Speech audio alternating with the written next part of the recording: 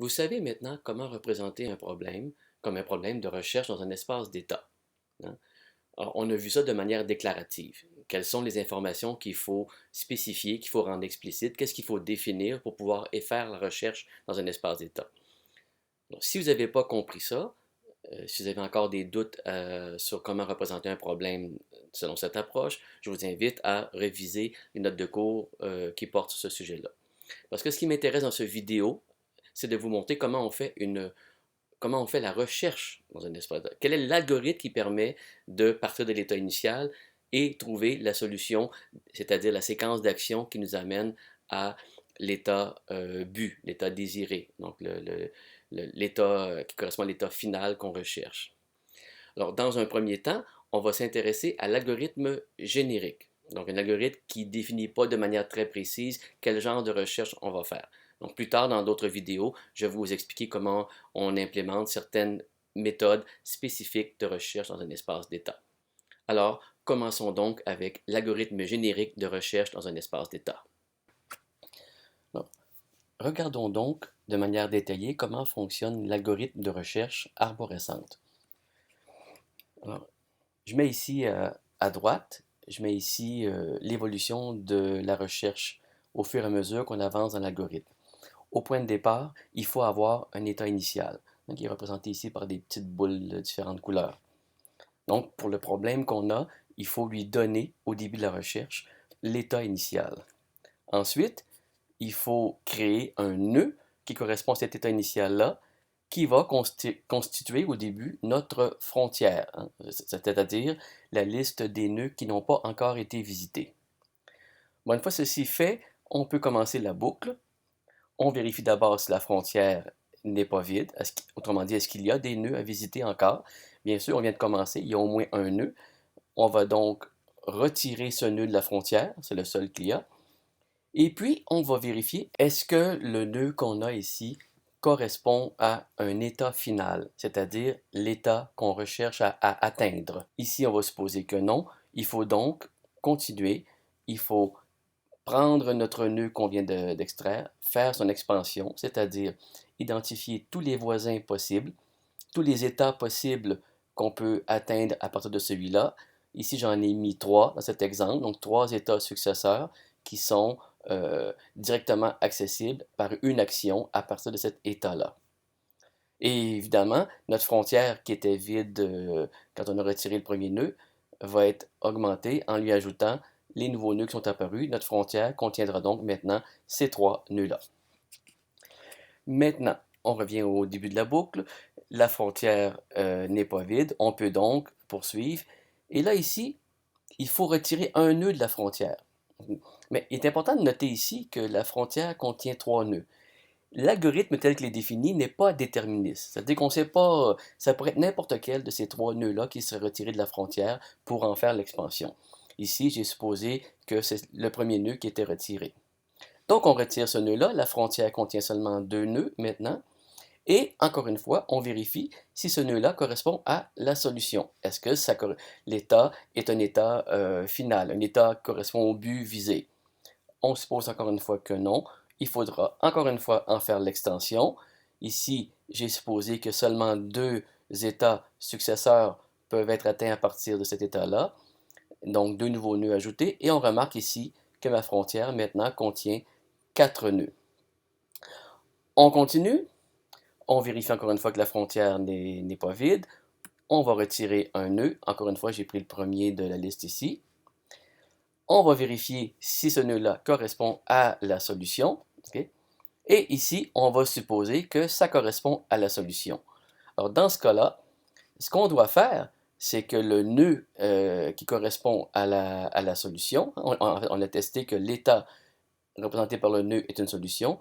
Alors là, il faut construire la solution en reculant, par exemple, en prenant tous les nœuds, tous les états qui nous ont amenés à cet état-là. Donc, dans ce cas-ci, notre solution serait composée de trois états, de l'état initial jusqu'à l'état final, et de deux actions.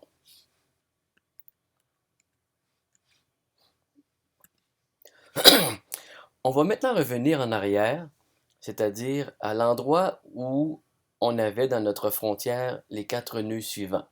Okay? on va voir qu'il y a un petit problème qui pourrait se présenter avec la recherche arborescente. Alors, supposons maintenant que le nœud qui a été retiré ici de la frontière n'est pas une solution. On va donc en faire l'expansion et il y a d'autres nœuds qui vont s'ajouter à la frontière. On obtient donc ici une frontière qui contient 5 nœuds.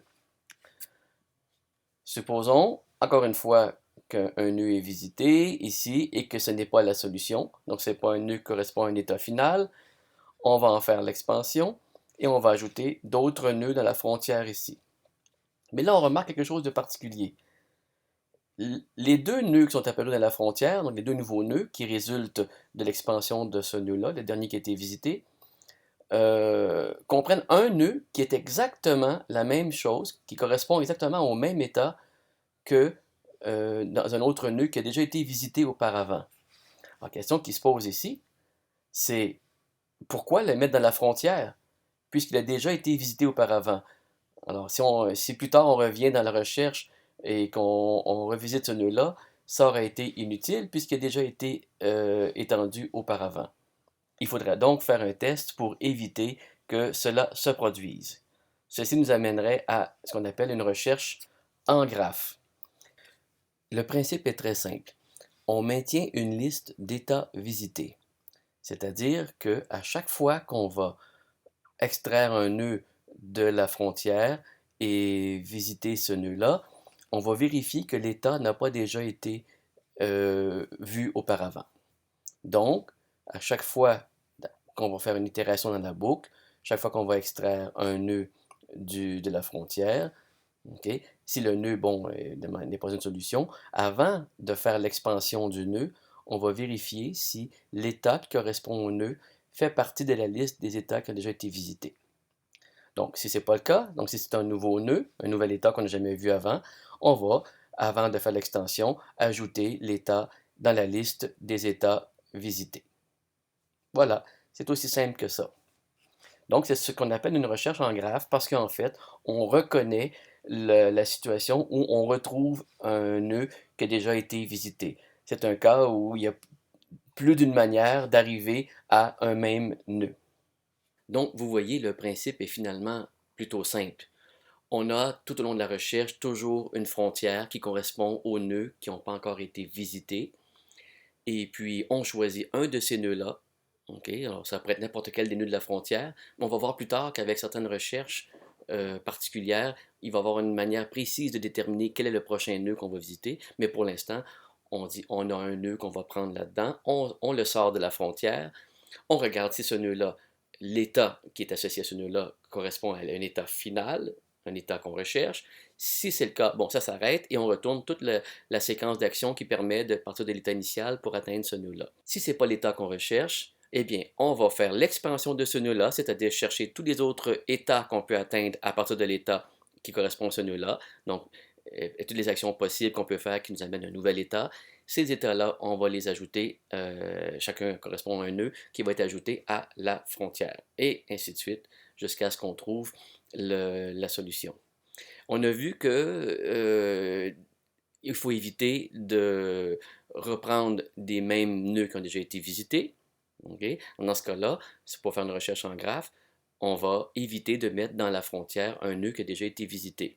Parce que, surtout s'il y a un coût, si on tient compte d'un coût entre chaque état, là, chaque action peut avoir un coût pour passer d'un état à l'autre, mais fort probablement, si on fait par exemple une sélection des solutions partielles les moins coûteuses jusqu'à maintenant, mais fort probablement, le nœud qu'on a déjà visité avant, il a déjà un meilleur coût que la nouvelle occurrence du même état qu'on vient de découvrir là.